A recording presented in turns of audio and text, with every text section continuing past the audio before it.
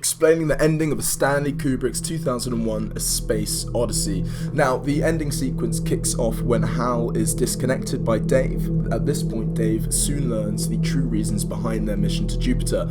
Seen earlier in the film, we see that the monolith is discovered on the moon.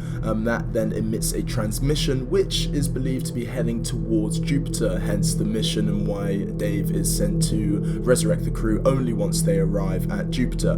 Dave and the others aren't actually aware of this aspect of the mission, and we do see Hal kind of hinting at this throughout the leading up to the end sequence. Now, moving on to the end sequence itself, we do see Dave exiting the main Jupiter pod via one of the pod systems, the maintenance pod systems, and at that point we do see the monolith again for the fourth time. This wouldn't be the final time we see it, but yes, the fourth time we do see it, and at this point we see it perfectly aligning up with the star systems.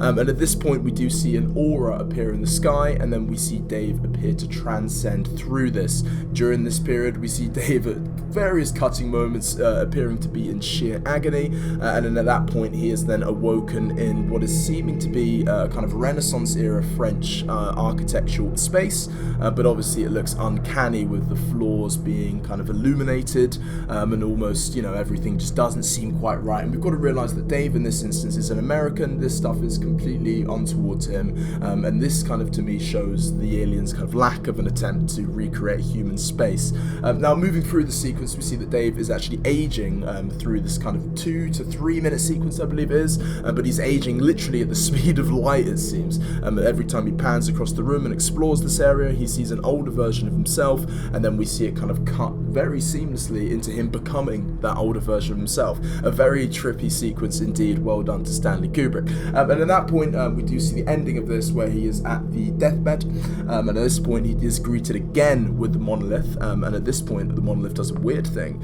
and actually rebirths Dave, and Dave becomes a child and then is sent back to Earth, which again is what the reasonings behind that for the aliens is still up to question. I think it might be, you know, that they need a certain level of engineering or a certain level of technological advancement for them to actually make use of us as a civilization or to work in harmony with us. I'm not too sure, but my honest taking is that they are kind of looking at us from a zoo perspective. So they are the zookeeper and we are the zoo animals. Whether it's an experiment or some sort of study, I'm not too sure, but that is where all of the evidence points. If you look at the room we're in, it's extremely uncanny for one reason. If you look at a zoo enclosure, that does not perfectly encapsulate, say, the Sahara Desert.